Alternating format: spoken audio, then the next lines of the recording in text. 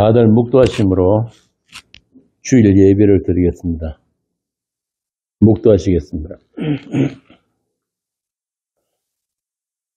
하늘이 하나님의 영광을 선포하고 궁창이 그의 손으로 하신 일을 나타내는도다. 날은 날에게 말하고 밤은 밤에게 지식을 전하니 언어도 없고 말씀도 없으며 들리는 소리도 없으나 그의 소리가 온 땅에 통하고 그의 말씀이 세상 끝까지 이르도다. 여호와의 율법은 완전하여 영혼을 소성시키며 여호와의 증거는 확실하여 우둔한 자를 지혜롭게 하며 여호와의 교훈은 정직하여 마음을 기쁘게 하고 여호와의 계명은 순결하여 눈을 밝게 하시도다. 여호와를 경외하는 도는 정결하여 영혼까지 이르고 여호와의 법도 진실하여 다 의로우니 금 곧 많은 순금보다 더 사모할 것이며 꿀과 송이 꿀보다 더 달도다. 아버지 하나님, 하늘과 땅이 이 모든 만물이 주의 영광을 위해서 있는 줄 알았습니다. 그러나 하나님의 형상으로 지음받은 저희들이 그 하나님을 모르고 그 하나님을 미워하고 싫어하는 이런 죄인들이 세상에 되고 말았습니다. 아버지 하나님, 이 시간에 저희들이 그 순결하고 그 정직한 말씀으로 저희들을 새롭게 하시고 저희들의 마음을 기쁘게 하여 주옵소서. 저희 눈을 열어서 주의 계심을, 주의 영광을 저희들이 볼 수 있고 찬송하는 그런 시간이 되게 하여 주옵소서. 주 예수님 이름으로 기도합니다. 아멘. 하나님의 말씀은 고린도전서 4장 1절에서 13절입니다. 고린도전서 4장 1절에서 13절까지 한 절씩 교독하겠습니다. 사람이 마땅히 우리를 그리스도의 일꾼이요 하느님의 비밀을 맡은 자로 여길지어다. 너희에게나 다른 사람에게나 판단받는 것이 내게는 매우 작은 일이라. 나도 나를 판단하지 아니하노니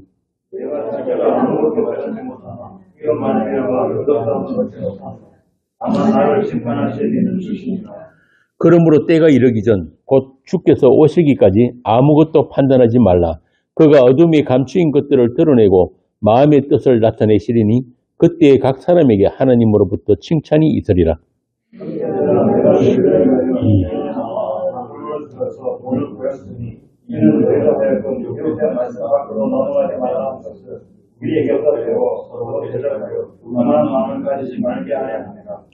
누가 너를 남달리 구별하였느냐? 네게 있는 것 중에 받지 아니한 것이 무엇이냐? 네가 받았은즉 어찌하여 받지 아니한 것 같이 자랑하느냐?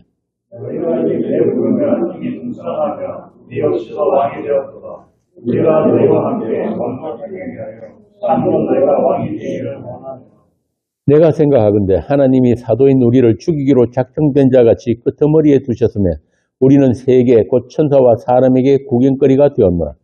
우리는 그리스도 때문에 어렸으나 너희는 그리스도 안에서 지혜롭고 우리는 약하나 너희는 강하고 너희는 용기하나 우리는 비싸요. 바로 이 시각까지 우리가 줄이고 목마르며 헐벗고 메맞으며 정처가 없고 같이 손으로 일을 하며 월급을 당한 적 축복하고 박해를 받은 적 참고 같이 읽습니다. 비방을 받은 적 권면하니 우리가 지금까지 세상의 더러운 것과 만물이 찌꺼기같이 되었도다. 아멘.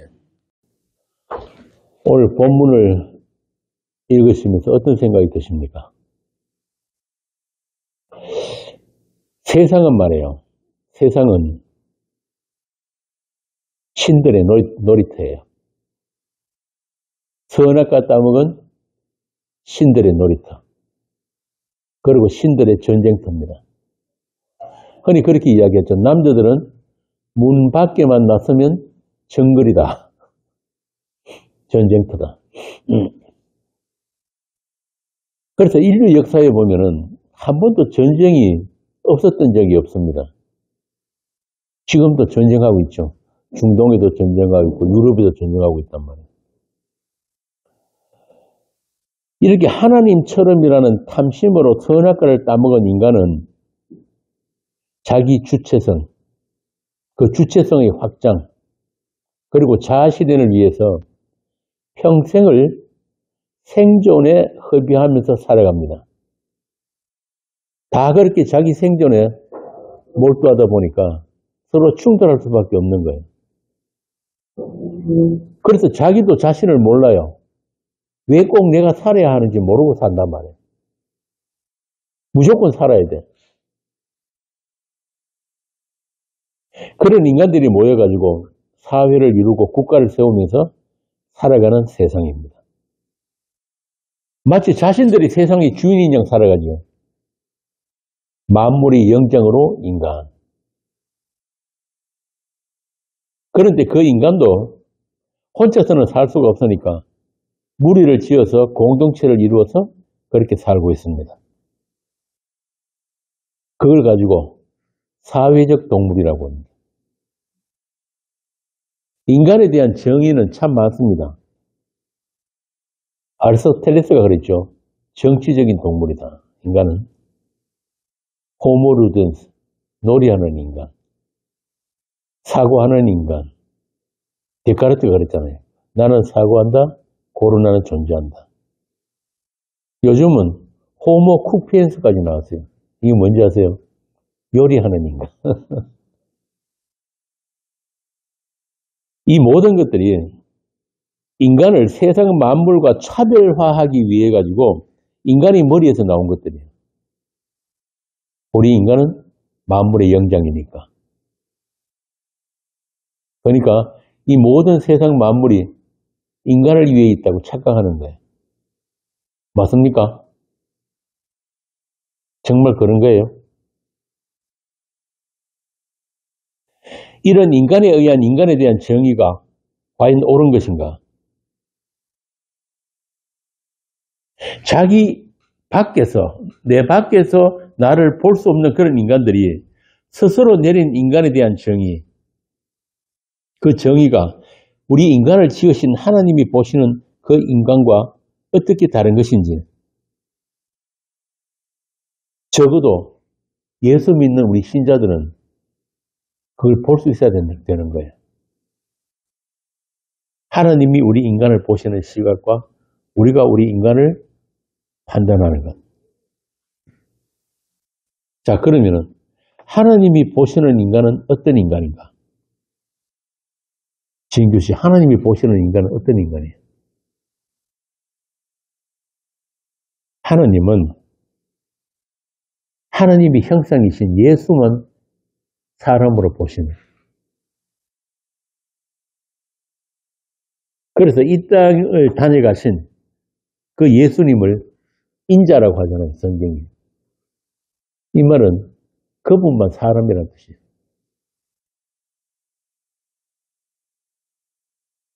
그러니까 그분에 의해 선택을 받지 못한 자들은 사람이 아니다 이 말입니다.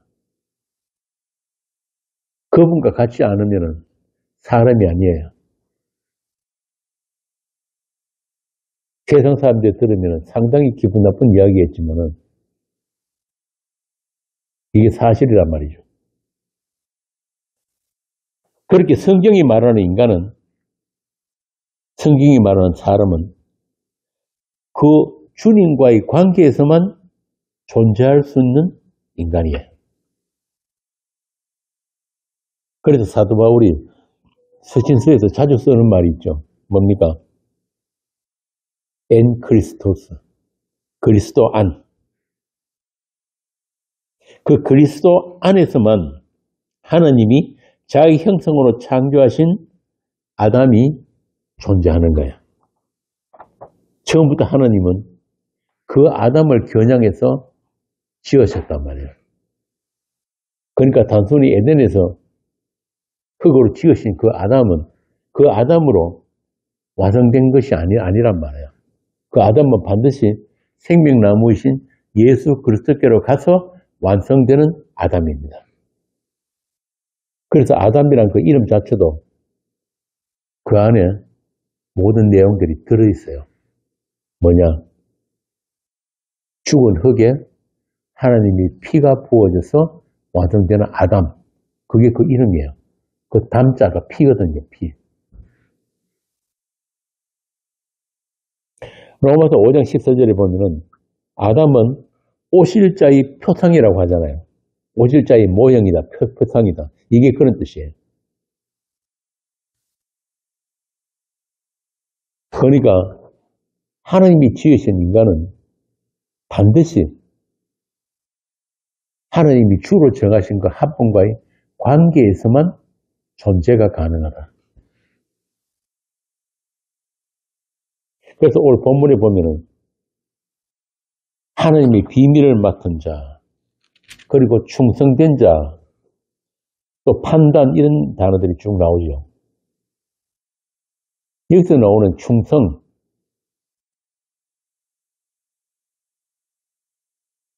한번 물어봅시다.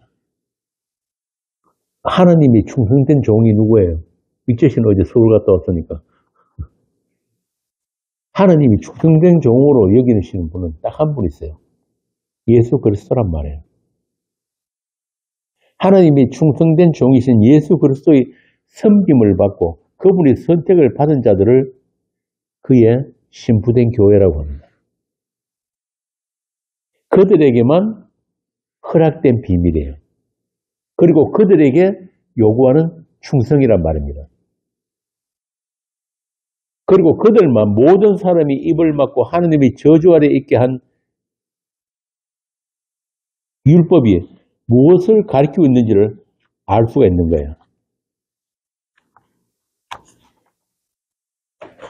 자, 그래서 오늘 본문에 보면은 성도를 하느님의 비밀을 맡은 자라고 하죠. 자, 그러면 그 비밀을 누가 맡겼습니까? 응? 비밀을 맡기신 분이 누구예요? 하느님이 맡기셨지. 그래도 성도는 사람의 눈치나 교회의 눈치를, 세상 눈치를 보지 않아야 하는 거예요. 목사, 장로의 눈치 보면서 교회에 충성하는 그런 사람들이 아니란 말이에요. 그럼 여기서 말하는 충성은 누구에게 충성하는 거예요? 맡기신 분에게. 오늘 본문 1절, 2절이 그 이야기를 하고 있는 거예요. 자, 그러면 하나님이 맡기신 그 비밀이 무엇이길래 우리가 그리스도의 일꾼으로 충성을 해야 하는가? 성경에는 이 비밀에 대해서 여러 군데 기록을 하고 있어요. 한번 찾아보고 갑시다. 고린도서 1장 26절에서 27절.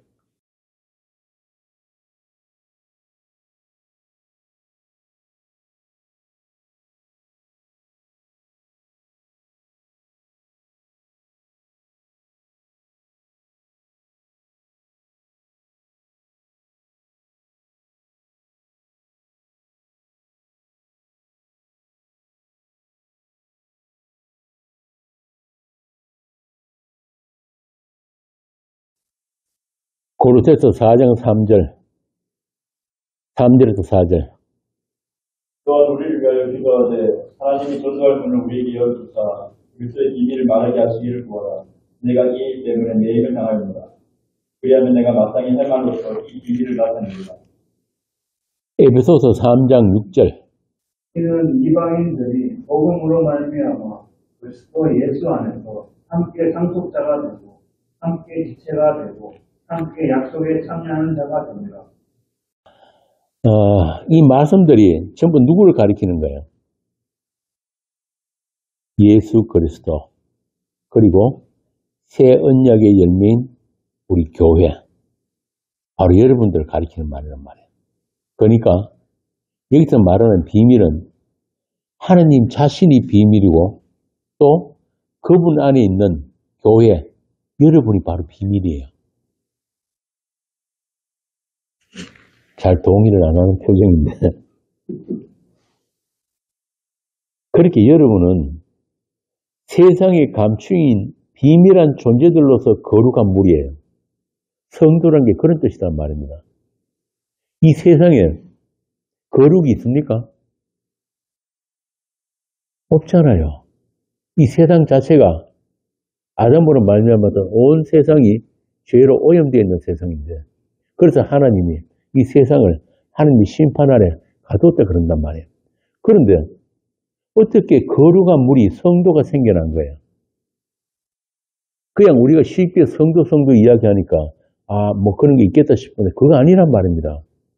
하나님이 보시는 시각은 여러분들을 세상과 완전히 구별해서 분리해 놓은 다른 어떤 제3의 인류로 본친다니까요.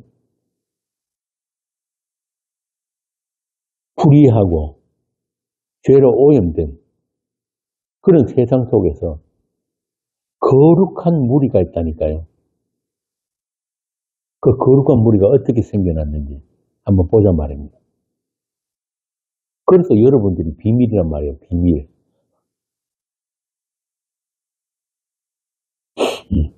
이렇게 세상이 감추어진 비밀한 존재들로서 성도입니다.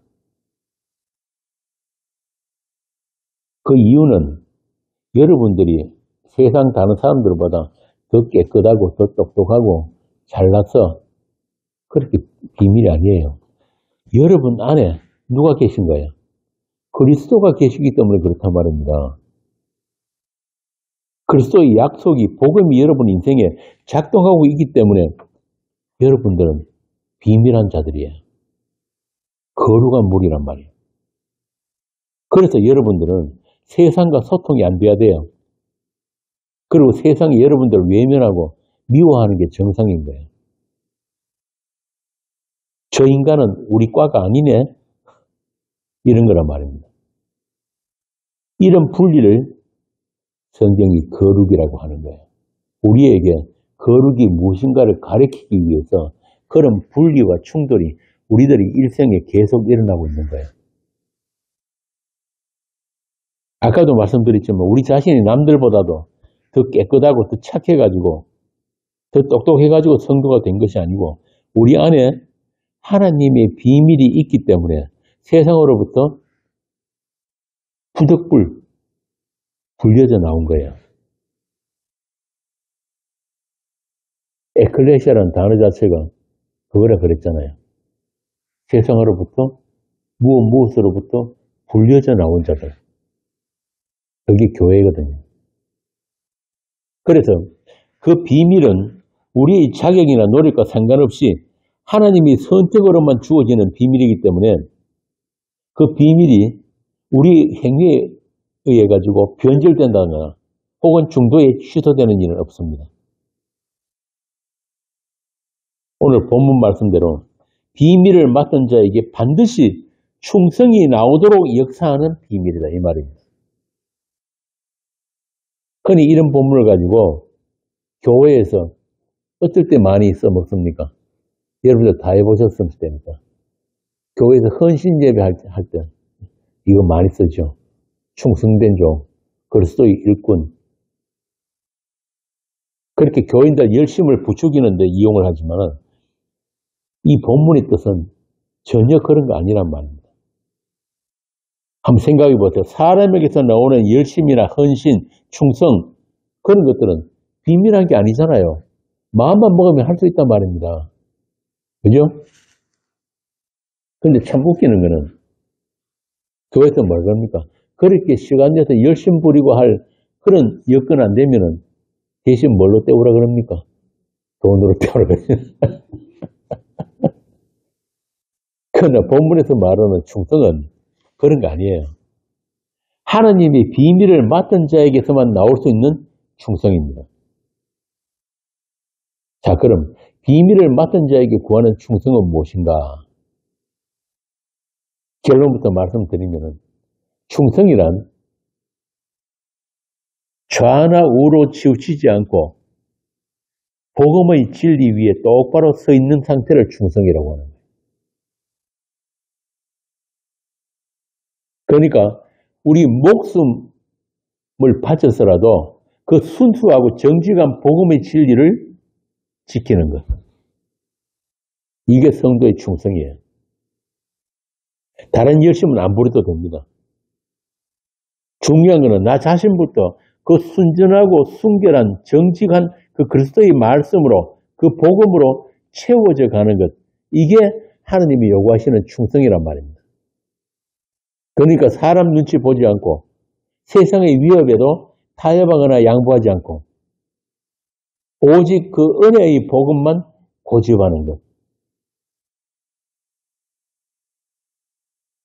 그 은혜만 꼭 붙드는 것. 그리고 그 복음으로 내 가족과 이웃을 섬기고 교회를 섬기는 것이 그리스도의 일꾼으로서 직분인 거예요. 하느님이 비밀을 맡은 직분자의 충성이란 말입니다. 바꾸어 말하면 세상과 사람으로부터 판단에 자유할 수 있는 그런 사람. 그래서 그들은 자기도 자기를 판단하지 않습니다. 그들에게는 자신을 판단할 주가 계시기 때문에. 이게 오늘 바울이 이야기하는 거예요. 이런 자유함과 여유로움이 있는 사람이 바로 하나님의 비밀을 맡은 자예요.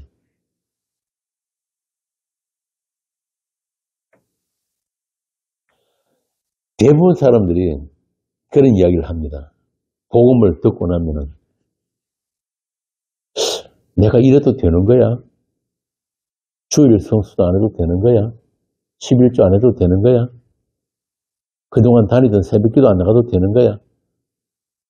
그냥 가만히 있는 자체가 불안한 거야. 그런데 인간이 가장 힘든 게 뭔지 아세요? 그렇게 가만히 있는 거예요. 그게 자유하는 거예요. 우리 속에서 자연스럽게 솟아나는 그런 종교성, 탐심, 내가 나를 지키겠다고 하는 그런 것들, 그것들로부터 자유할 수 있는 사람이 가만히 있는 거예요.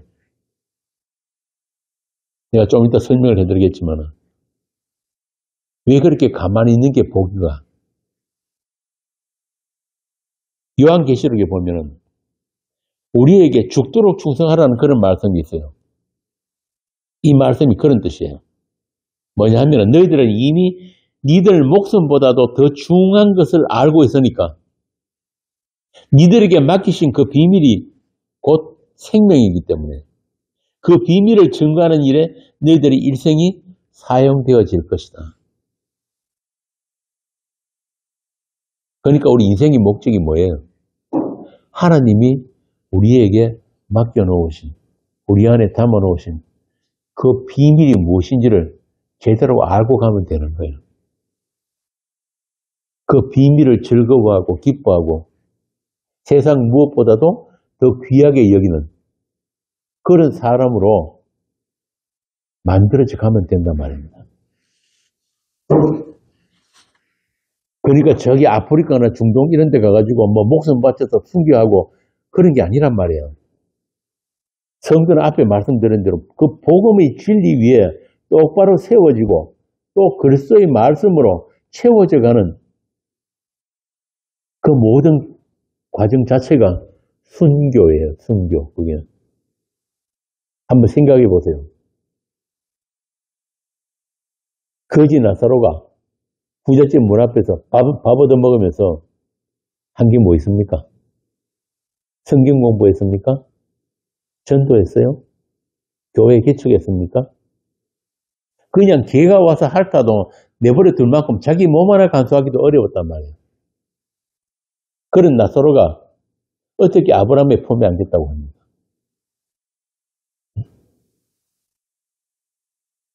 그냥 나사로는 그냥 사람 산 것밖에 없어요. 거지 문 앞에서 거지로.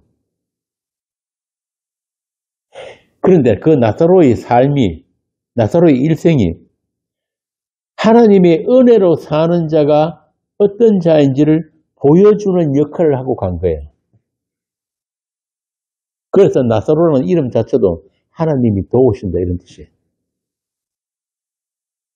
세상 인간들이 제일 싫어하는 그는 거지의 삶. 누군가의 도움이 없으면 하나님의 은혜만 의지할 수밖에 없는 그런 무기력하고 주체성도 없는 아예 비전이라고는 없는 그런 삶을 살다간 그 나사로. 하나님이 자기 형상으로 지으신 인간이 있어야 할 자리는 어디인가를 그거 일편성 보여주고 간 사람이란 말이에요. 나사로는. 그러니까 창조주의 은혜로만 창조주 하나님께서 부어주시는 생명력으로만 존재가 가능한 그 우리의 처음 자리. 우리가 있어야 하는 그 자리. 그걸 가장 잘 보여주고 간 사람이기 때문에 예수님이 실명을 말하시면서 천국 갔다고 한 유일한 사람이란 말이에요. 바꾸어 말하면 세상 인간들이 가장 싫어하고 외면하고 싶은 그런 비루한 인생을 살다간 모델로 나사로의 인생이잖아요. 그만큼 아담에게 떠난 모든 인간들은 하나님의 은혜를 거부하고 싫어하는 거예요. 우리가 흔히 그런 이야기 하잖아. 욕할 때, 이 거지 발사기 같은 놈. 빌어먹을 놈. 그 말은 뭐예요?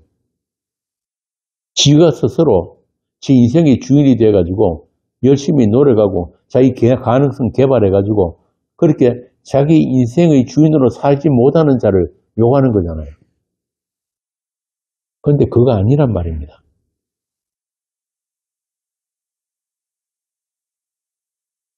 이렇게 우리 모든 인간들은, 세상 인간들은 자기가 자기 인생의 주인이 되어서 살아가는, 말하자면 반드시 있어야 하는 그 처음 자리를 이탈한 죄인들인 것입니다. 그들에게 하나님은 영원한 비밀이에요. 하나님과 어떤 관계도 가질 수가 없단 말입니다. 죄인들은. 그래서 하나님은 부잣집 문 앞에서 거지로 살던 나사로에게 하나님이라고 하는 그 비밀을 열어서 보여주시고 그 비밀을 맡기신 거예요. 뭡니까? 은혜의 필연성. 그 은혜의 절대성. 그것을 오고 오는 세대의 모든 교회에게 전하는 나사로예요.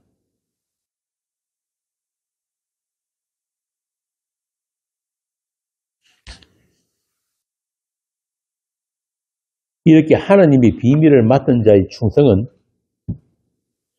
세상이 판단하는 그런 기준과는 전혀 다른 거예요. 세상 교회에서 말하는 그런 것과 다르단 말입니다. 세상이 말하는 충성에는 하나님이 비밀을 드러내는 것 대신에 뭐가 있습니까? 인간의 가능성, 인간의 무한한 가능성, 그리고 자기 자신의 잘남, 이런 것들이 나타나기 때문에 하나님 비밀과는 아무 상관이 없는 거예요. 한번 생각해 보세요. 하나님 비밀을 몰라도, 그 비밀이 없어도 국가와 민족에 충성한 사람들 많잖아요. 그죠? 또 자기 신념, 자기 사상에 충성해서 세상이 위인이라고, 훌륭한 사람이라고 존경하는 사람들, 인류 역사에 보면 수도 없이 많죠. 그러나 좀 전에 말씀드린 거지 나사로 아무도 기억하지 않습니다. 또 한 사람 있죠. 설교 한 편하고 돌 맞아 죽은 사람, 스데반 집사. 세상은 그 스데반 집사를 마땅히 죽어야 할 죄인으로 취급했어요. 그래서 스데반은 하나님의 비밀을 맡은 자이기 때문에 그 비밀한 것을 증거하다가 세상이 던지는 돌에 맞아 죽었단 말이에요. 그런데 성경은 그 스데반이 죽을 때 얼굴이 천사같이 되었더라. 돌에 맞아 죽으면서도 얼굴이 천사 같았으니까 그보다 더한 충성이 어디 있습니까? 그래서 그 스데반 자신이 세상을 향한 비밀이에요. 하나님에 대한 충성.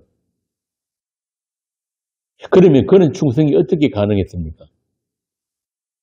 그 스데반 안에 있는 비밀이, 그 하나님의 비밀의 역사에서 세상 인간들의 판단이 다 틀렸다는 것을 그 사건으로 보여준 거예요. 그렇게 비밀을 맡은 자, 충성된 자들은 세상보다 더 큰 힘을 가져가지고 세상을 이기고 정복하고 고지에 올라서서 하나님의 영광을 나타내는 것이 아니라 거지 나사로처럼, 스데반 집사처럼 힘없이 이름 없이 빛도 없이 그렇게 살아가는 사람들이에요. 그러나 그들에 의해서 세상은 그 세상의 실체가 고발되고 폭로되는 것입니다. 하나님의 심판 아래 있는 세상으로 드러나게 된단 말이에요.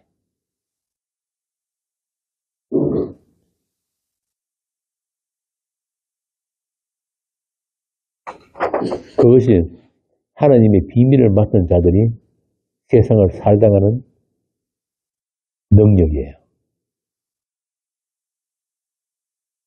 이렇게 하나님 편에 선 사람들은 하나님께서 마치 버려두신 것처럼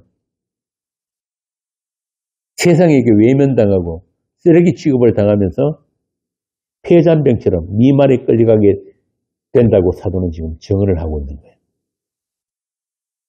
그러나 그 자리가 하나님의 은혜가 충만한 자리라는 것을 하나님의 사람들은, 하나님의 비밀을 맡은 사람들은 세상 속에서 외치고 간단 말입니다. 그러니까 전혀 세상은 그런 하나님의 사람들을 이해할 수가 없어요. 아유, 저 인간 어쩌다가 인생이 저렇게 풀려가지고 나이 30밖에 안 된 젊은 청년이 빨가벗겨져가지고 십자가에 못 박혀 죽었나. 이게 당시에 예수님을 바라보았던 세상 사람들의 시각이었잖아요.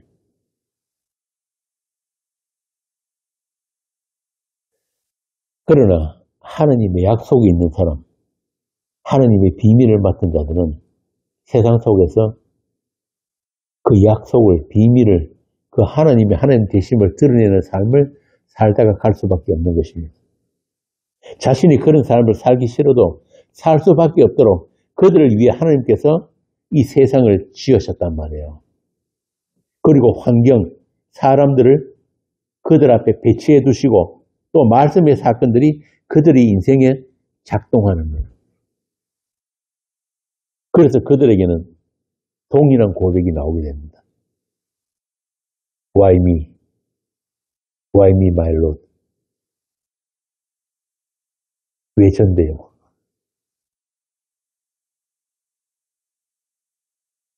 그러나 세상 종교인들처럼 하나님을 자기 편으로 착각을 하게 되면 어떤 일이 벌어지는가 하면 세상의 판단을 구하고 세상 인간들에게 인정받는 나라는 존재를 증명하는 것. 그런 자기 신을 위해서 자기를 위한 하나님을 조작할 수밖에 없어요. 똑같은 성경을 읽어도 이 성경에 있는 하나님 예수가 다 다르단 말이에요.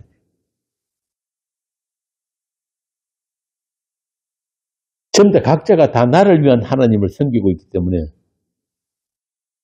수천, 수만 명이 모이는 대형 교회일수록 그 교회에는 수많은 신주단지들이 가득한 거예요.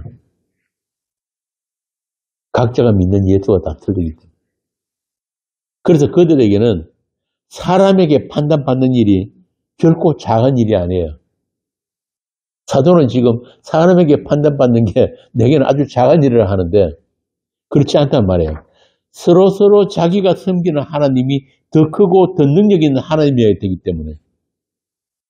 그리고 교회 안에서도 경전과 배틀이 일어나는 거예요. 기도 배틀, 헌금 배틀, 성화 배틀. 한마디로 나의 성공, 나의 행복이 나의 하나님의 능력이다. 그렇게 그들이 찾는 하나님은 나를 위한 전능하신 하나님이란 말입니다. 결국 세상 모든 종교인들은 자기 자신에게 충성하는 자들이기 때문에 그들이 만들어내는 어떤 결과물도 하나님은 받지 않으십니다. 그들이 기도도 듣지 않으세요. 그들이 손 벌벌 떨면서 내는 헌금 11조 하나님 안 받으십니다. 하나님 그거 받았으면 뭐 하시겠어요? 그들이 한다는 헌신 안 받습니다. 뭐 수천억짜리 예배당? 그거 그냥 부동산이에요. 뭐 교회를 수백 개, 수십 개 개척을 하고 구제하고 봉사하고 그러니까 하나님한테 안 통한단 말입니다. 그들의 공통점이 뭐냐?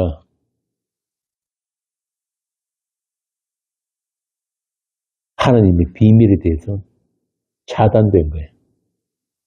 한마디로 예수 십자가를 모른단 말입니다. 사도 바울이 뭐라고 그럽니까?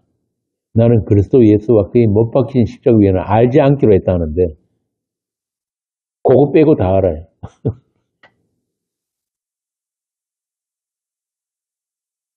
그러나 그런 종교인들이 세상 교회들이 세상에 있어야 되는 이유는 뭐냐면은 빛이 나타날 때는 항상 어둠을 배경으로 나타납니다.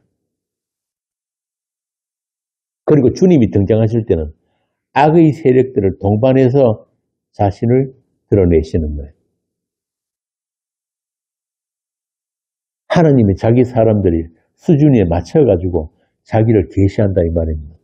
그거 없으면 우리는 그분을 알지를 못하니까. 오늘 본문처럼 하나님 비밀을 맡은 자에게 충성을 구하시는데 그러시면서 한편으로 우리에게 충성 아닌 것들, 가짜 충성이 무엇인지를 보여주시기 위해서 그렇게 자기의 충성에 충만한 종교인들로 세상 교회가 채워지게 하셨다. 그 말입니다. 여러분들도 다 그 거쳐왔잖아요. 그 세상 교회에 주께서 집어넣으신 거예요. 집어넣으셨다가 다시 빼내시면서 그 비밀이 무엇인지를 우리에게 가르치신단 말입니다. 이스라엘이 아브라함의 자손, 그 이스라엘이 애굽에 왜 들어갔습니까? 진주신. 그들이 애굽에 어떻게 들어갔어요? 무엇 때문에? 아브라함에게 주신 약속 때문에 네 후손들이 400년간 애굽을 섬길 것이다. 그래가지고 그 약속이 하나 있었기 때문에 그 이스라엘은 그냥 태어나 보니까 애굽이에요. 지가 애굽 가고 싶어 간 것도 아닌데 그 400년 살았단 말이에요. 그래서 때가 되니까 모세를 통해서 그들을 또 출애굽을 시킨단 말이에요. 그 이유가 뭘까요? 굳이 그렇게 애굽에 집어넣었다가 빼내시는 이유가 뭐예요? 하나밖에 없잖아요. 6월절 어린 양의 피. 그거 가르치려고. 그래서 이스라엘뿐만 아니고 그 당시에 애굽에 같이 살았던 이방 족속들, 그 족속들도 인방과 문설주에 피 바르면 다 살았어요. 그리고 그들도 이 이스라엘이 출애굽할 때 따라 나왔단 말이에요. 마찬가지로 우리도 태어나 보니까 세상이잖아요. 그죠? 우리가 뭐 세상을 선택해가 태어난 것도 아니고 누구 말대로 뭐 이 생은 처음이다 그러는데 이번 생은 처음이라서 철학에서는 그걸 기투라 그래요. 기투. 우리 의지와 상관없이 그냥 던져졌다. 그렇게 이 세상을 굳이 우리가 죄 있는 육신을 가지고 살아야 되는 이유가 있단 말이에요. 뭐 때문입니까? 하나님이 맡기신 비밀. 우리의 주가 되신 그 예수 그리스도. 그분이 어떤 분이고 그분이 무엇을 어떤 일을 하셨는지 그거 하나 배우고 돌아가는 거예요.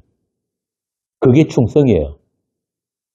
어떤 충성, 어떤 온갖 많은 실적, 뭐 업적 다 있어봤자 그게 하나님과 무슨 상관이 있습니까? 하나님 그런 거 전혀 신경 안 쓰시는 분이에요.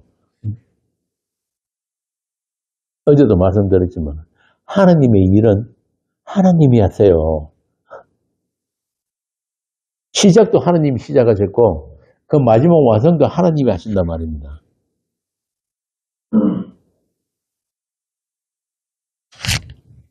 그래서 우리는 이 세상을 살아야 하는 거예요.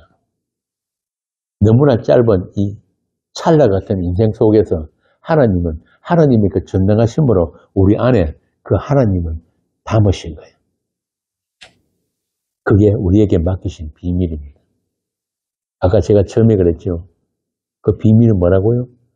하나님 자신이 비밀인 거예요.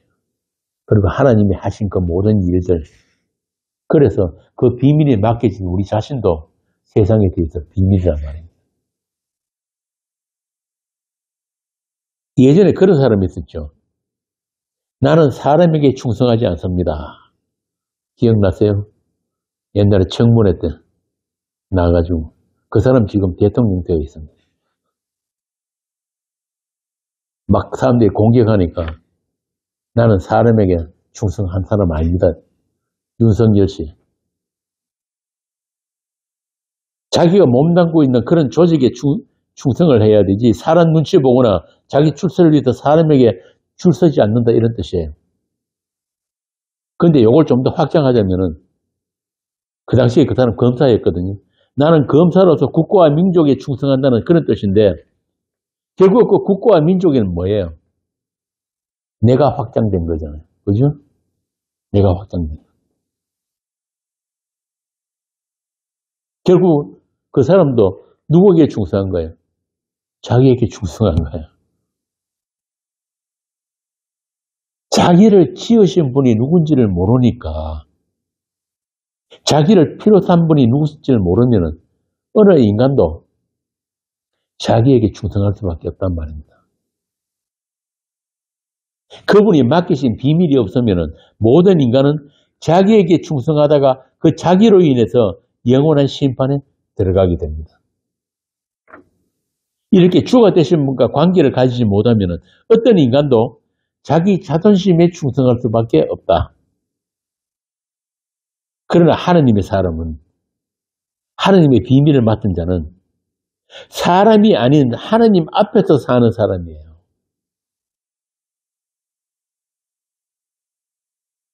그는 늘 주가 되신 분을 바라보게 되어 있어요. 그걸 코람데오라고 합니다. 그렇게 자기로부터 주가 되신 분, 믿음이 주여 온전케 하시는 그분을 바라보게 되는 그 모든 과정, 그걸 우리의 신앙생활이라고 하는 거예요. 그래서 하나님 앞에서 내가 나를 꾸민다든지 치장하고 분장할 필요가 없는 그런 사람들.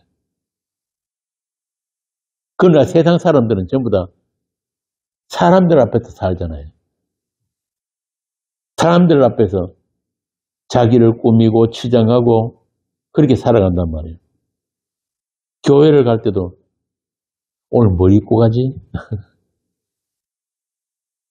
오늘 목걸이를 하고 갈까 하지 말까? 그 전부 다 뭐예요? 사람들 앞에 보이는 거잖아요. 모든 인간은 이렇게 사람들의 시선으로부터 자유롭지 못해요. 강론 처음에 내가 말씀드린 대로 인간은 사회적 동물입니다.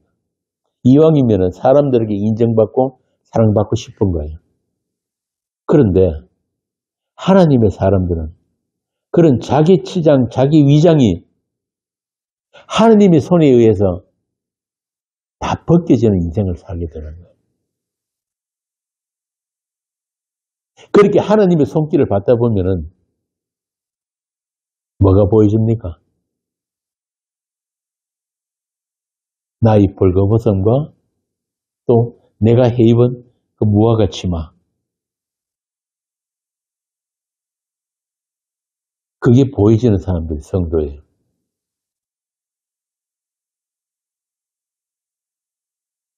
그뿐만이 아니고 이렇게 벌거벗은 나에게 하나님이 입혀주신 게 또 있다는 사실을 알게 되는 거예요. 하나님 입혀주신 옷이 뭐예요?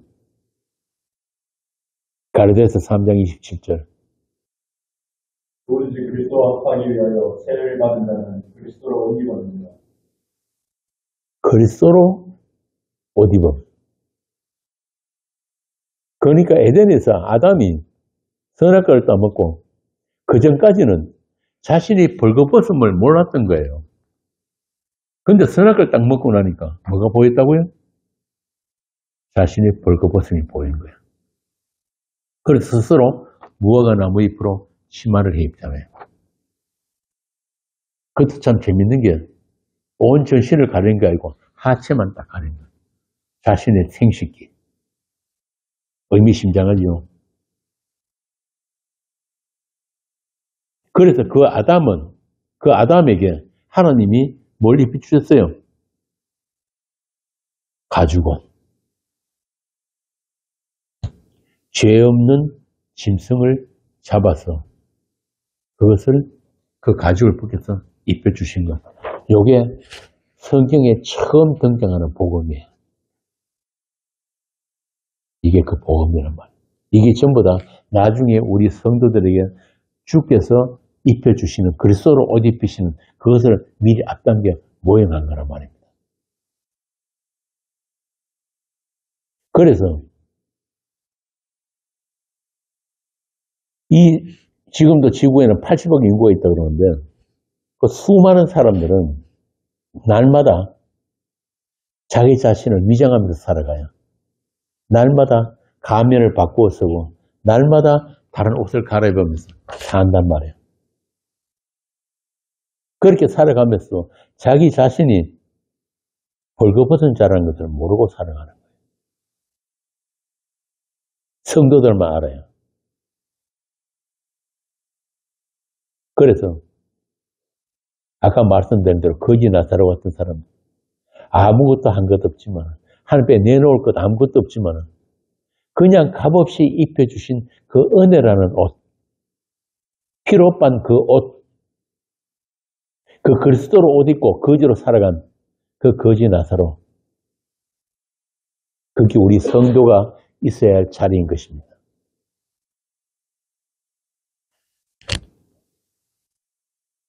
이 옷을 입는 걸 가지고 계시록에서는 성도의 옳은 행실이라고 그래요. 성도의 충성이라고 한단 말입니다. 계시록 19장 8절. 그에게 빛나고 깨끗한 세마포 옷을 입도록 허락하셨으니 이 세마포 옷은 성도들의 옳은 행실이로다 하더라. 재미지요? 옷을 입혀주시고 스스로 해입은 옷도 아닌데 주께서 입으신 그 깨끗한 세마포 옷을 우리들이 옳은 행실, 하나님 보시기에 충성된 행실이다 이 말입니다. 우리가 하나님을 위해서 어떤 대단한 일을 해가지고 그게 충성이 아니에요. 하나님이 정하신 한 번 주가 계심을 알고 그분이 하신 일을 알고 그분이 말씀 위에 똑바로 설 수 있는 것은 오직 예수 그리스도로 옷 입은 자들에게 주어지는 하나님의 의다. 제가 전에 말씀드렸지만 의가 뭐라고 그랬습니까? 이 히브리인들에게 있어서 의, 짜다크는 두 존재 간에 서로가 서로에 대해서 맡은 바 책임을 다하고 의무를 다한 상태. 이걸 의라고 하는 거거든요. 그래서 그 창세기도 보면은 하나님이 아브라함을 찾아와 가지고 고기를 쪼갭니다. 짐승을 쪼갠 그 사이로 불이 지나가잖아요. 이게 뭐냐면 고대인들은 서로가 약속을 할 때 반드시 짐승을 잡아가 쪼개요. 이게 무슨 말이냐면은 당신과 내가 약속한 것들 누구든지 한 사람이 어기게 되면은 이렇게 짐승같이 쪼개진다 이 말입니다. 그리고 그 쪼개진 사이를 두 사람이 같이 지나가요. 이게 약속이에요. 그런데 창세기 보면은 그 쪼갠 고기 사이로 뭐가 지나갑니까? 불이 지나가죠. 하나님 혼자 지나가신단 말이에요. 그러니까 하나님의 약속은 우리가 그분이 약속을 지킬 수 있는 그런 존재가 아니고 하나님 스스로 그 약속을 지키시는데 어떻게 지키시느냐? 하나님 자신이 그렇게 쪼개져서 지키신다. 그 약속이에요. 그래서 하나님 홀로 다 지키신 그 약속을 우리가 어떻게 한다? 면목 없이 그냥 빈손으로. 예, 저는 자격도 없고 당신의 그 약속을 하나도 저는 지킬 만한 능력도 없는데 그냥 당신의 값없이 주시는 그 의, 우리를 어렵다 여기심을 받는 그 의를 제가 면목 없이 받겠습니다. 그렇게 빈손으로 덥석 받는 것, 그걸 가지고 하나님이 네가 나를 아는구나. 너를 내가 어렵다 하겠다. 이게 의다. 그런 거란 말입니다. 그러니까 우리에게 그 주님의 피로 빤 그 빛나고 하얀 깨끗한 그 옷, 그 옷을 우리에게 그저 입혀주시면 해가지고 우리는 어떻게 해야 돼요? 우리 안에 있던 어떤 가능성도 우리 안에 있던 어떤 자격이나 우리 자기의 이 모든 것들이 다 내려놓게 되는 거예요. 나는 아니요 당신이 하나님입니다. 저는 이런 당신의 은혜와 사랑과 긍휼과 이 모든 것들을 받을 자격이 전혀 없는 자입니다. 그 자리로 가게 된단 말입니다. 예수 믿었다고 날마다 할렐루야 거리고 펄쩍펄쩍 뛰고 좋다 이거는 그런 거 아니에요. 그거는 정신병자예요. 그 예수 이름 앞에 값없이 입혀주시는 그 은혜 앞에 어렵다 하심 앞에 무릎 꿇게 되는 것. 그 상태를 그 자리를 하나님께서 빌립보서에서 영광이라고 해요. 영광. 네가 이제 나를 아는구나. 네가 이제 나에게 충성했구나. 네가 나에게 그 영광을 드러내는구나. 그래서 하나님이 원하신 충성은 하나밖에 없어요. 예수 이름 앞에 항복하는 거예요. 예수라는 그 진리 위에 똑바로 서는 것. 그거란 말입니다. 이게 하나님의 의고 하나님의 선하심이에요. 창세기 보면은 1장에 지으시고 난 뒤에 창조하시고 난 뒤에 늘 뒤에 따라 붙는 후렴구가 있지 뭡니까? 보시기에 좋았더라 좋았더라. 토브. 그 보시기에 좋았더라 하는 그 자리가 바로 그 자리인 거예요. 예수 이름 앞에 무릎 꿇게 되는 그 자리. 예수 그리스도 안. 그걸 알게 하시기 위해서 먼저 이스라엘을 불러내시고 그들에게 또 선지자들을 보내가지고 하나님의 충성된 일꾼이신 그 예수 그리스도를 미리 전하셨단 말이에요. 그런데도 그 구약의 선지자들은 다 실패했죠. 이스라엘도 실패했으니까. 노아도 아브라함도 모세도 다윗도 엘리야도 예레미야도 다 실패했어요. 그들은 실패했지만은 그들이 그 실패를 통해서 가리키는 것이 있단 말이에요. 우리에게 주신 이 구약 39권. 이 전체가 다 무엇을 가리킵니까? 오실 예수 그리스도. 오늘 우리 교회에게 이 말씀을, 이 성경을 넘겨주시기 위해서 그들은 다 그렇게 실패했단 말이에요. 하나님의 충성된 종 예수 그리스도. 진짜 충성된 종은 예수님의 한 분이라는 것을 이 구약 전체가 그들의 실패를 통해서 증거하고 있는 것입니다.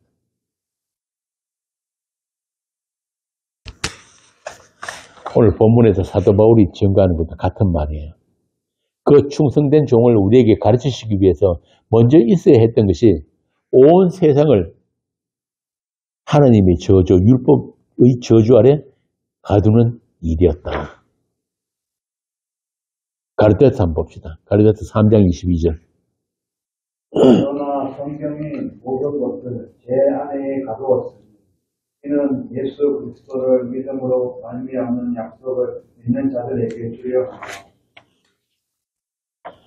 이렇게 하나님이 주시는 것들은 반드시 무엇과 함께 주어지느냐 하면은 저주와 함께 주어지는 거예요. 복과 저주가 같이 주어집니다. 복과 저주는 동전의 양면과 같은 거예요. 예수님 자신부터 그 하나님의 저주를 온몸으로 받아내심으로 그 십자가에서 하나님의 약속이 온전히 다 이루어지고 그리고 그분이 주가 되셨단 말입니다. 그래서 우리 역시 그 하나님의 저주로 완전한 죽음에 들어가신 예수님의 그 죽음에 참여되지 않으면 그 부활의 생명에도 참여되지를 못하는 거예요. 한때 무슨 부활신앙 그래가지고 사람들한테 사기치는 놈 있었죠. 저 춘천에. 왜 만날 십자가만 이야기하냐. 성경에는 부활도 있고 천국도 있는데 그래가지고 사람들 막 끌어모아가지고 그런 인간을 했었단 말이에요. 그 사람 십자가 모르는 사람이에요. 십자가 뭔지를 안다면 하나님의 저주가 뭔지를 안다면 곧다운 소리 할 수가 없는 거예요. 그냥 내가 따먹고 싶은 것만 그것만 눈에 보이니까 십자가는 눈에 보이질 않으니까 맨날 부활 떠들고 다니고 그거 아니란 말입니다.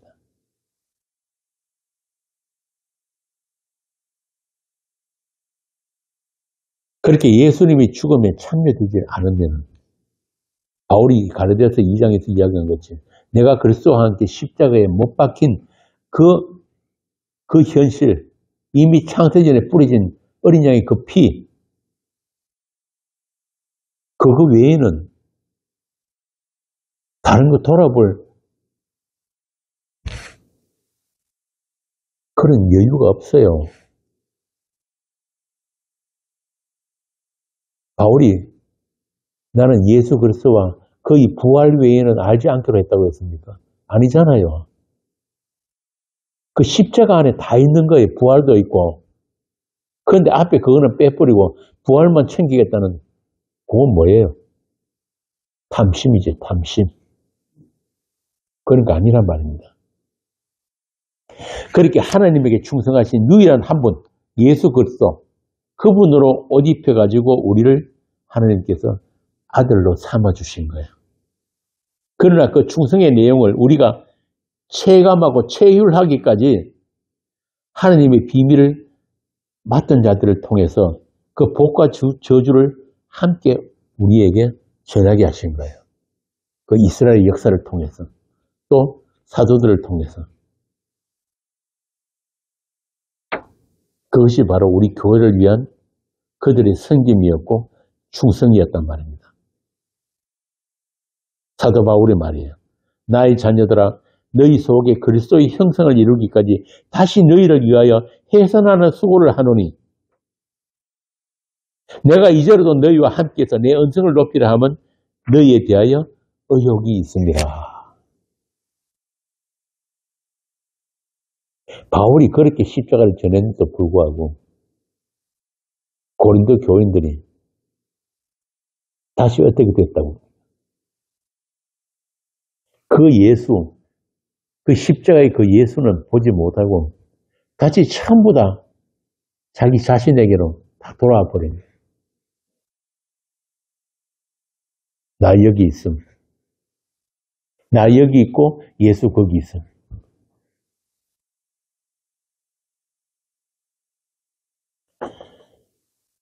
이렇게 자기를 증명하고 예수의 주되심을 증거하는 게 아니고 자기 나 있음을 증명하고 또 이 교회라는 모임을 통해 가지고 자기를 실현하고 싶어하는 자들 이런 자들이 바로 하나님의 원수인 것입니다. 바울은 이런 자들을 율법 아래 있고자 하는 자들이라고 이야기해요. 율법이 뭐예요? 전부 다 자기 중심의 수언학책이었잖아요. 뭘 보든지 하나님의 말씀을 보든지 복음을 들어도 전부 다 자기 중심의 선과 악으로 나누는 것. 이게 우리 몸에 장착되어 있는 율법책이거든요. 그렇게 하나님의 손길이 닿지 않고 내어버려 두신 자들은 반드시 교회라고 모여가지고서도 그 십자가 은혜를 모욕하게 된다.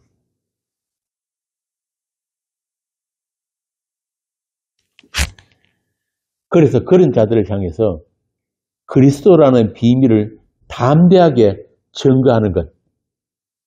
이게 바로 사도에게 맡겨진 충성이었단 말입니다.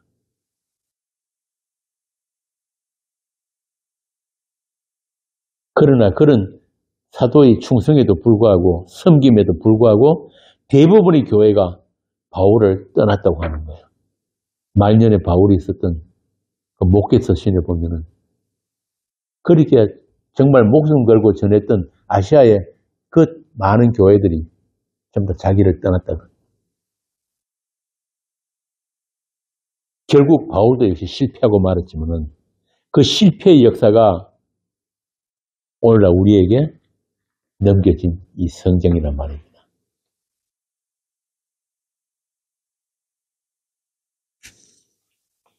이렇게 하나님이 충성된 종이신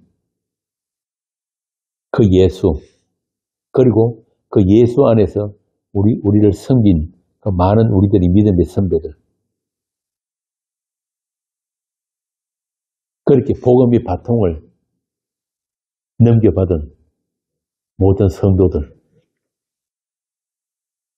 아담으로부터 오늘 우리들까지 그 긴 그 순교의 행렬들, 하나님은 그들에게 비밀을 맡기신 거예요.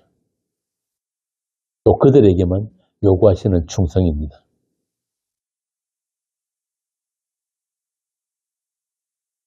그래서 그들은 하나님께서 모든 사람이 입을 막고 하나님이 저주 아래 있게 한 그 말씀, 그 율법이, 그 율법 안에 무엇을 담고 있는지, 그 안에 담고 있는 그 사령이 무엇인지, 그리고 그것이 가리키는 것이 무엇인지를 그들만 알게 된 것입니다. 그래서 그들은 그 율법을 온전케 하신 그리스도 예수 안에서 율법을 즐거워하는 자들이에요. 그렇게 율법과 복음은, 그 은혜의 복음은 다른 게 아니고 하나란 말입니다. 이렇게 성도에게서 비밀이 증거되고 선포가 되면은 세상은 반드시 그들을 향해서 이빨을 드러내고 하나님을 살해한 그 살해 의지가 표출이 됩니다. 스데반 집사가 하나님의 우편에 계신 그리스도를 바라보고 있는 그때에도 세상은 스데반이라고 하는 그 껍데기, 그 육신에 대고 돌을 치고 있었단 말입니다.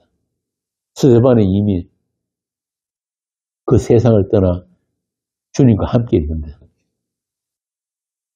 그렇게 세상은 하나님의 비밀에 대해서 철저하게 차단이 되어 있고 또 그 비밀을 맡은 자에 대해서 분노합니다. 반면에 세상 속에 감춰져 있는 하나님의 성도들은 그 선포된 비밀로 인해서 그 피해의 증거, 그 복음을 바통으로 받아가지고 그들도 충성된 종의 길을 반드시 가게 되는 것입니다. 성경은 그들을 산자라고 합니다. 하나님은 그들 산자의 하나님이에요. 그렇게 하나님의 비밀을 모르고 비밀에 차던진 자들은 다 죽은 자예요. 다들 산자인 척 하지만은 사실은 죽은 자라고 하는 겁니다. 계시록에 나오잖아요. 그들에게 있어서 하나님의 비밀이란 자기 생존과는 아무 상관이 없다고 여기기 때문에 나의 생존에 아무 도움이 안 되고 나의 행복에 도움이 안 되는 그런 비밀, 그런 예수, 그런 복음 나는 필요 없다는 거죠.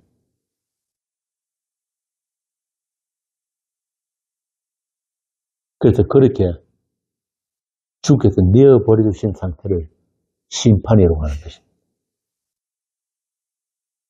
모든 세상 사람들은 나 여기 있음보다 더 진리는 없다고 생각하니까 자기 자신이 진리란 말이에요. 내가 지금 여기 숨쉬고 있는 것보다 더 진리는 없다. 바꾸어 말하면은 그들에게는 주가 계시지 않은 거예요. 주가 계시지 않으니까 세상은 주님을 사랑한 적도 없습니다. 그래서 고린도전서가 이렇게 끝이 납니다. 만일 누구든지 주를 사랑하지 않거든 저주를 받을지어다. 우리 주여 오시옵소서. 이 편은 다음 주에 하겠습니다. 기도합시다. 아버지 하나님 감사합니다. 세상에 감춰진 비밀을 우리에게 열어 보여주시고 또 그 비밀을 맡은 자로 살게 하시니 감사합니다. 우리가 모일 때마다 예수라는 그 비밀, 그 십자가라는 비밀을 같이 나누고 누리고 즐거워하면서 찬송할 수 있는, 그리고 세상을 향해서 정직하고 담대하게 증거할 수 있는 그런 교회가 되게 하여 주옵소서. 우리 주 예수님 이름으로 기도합니다. 아멘.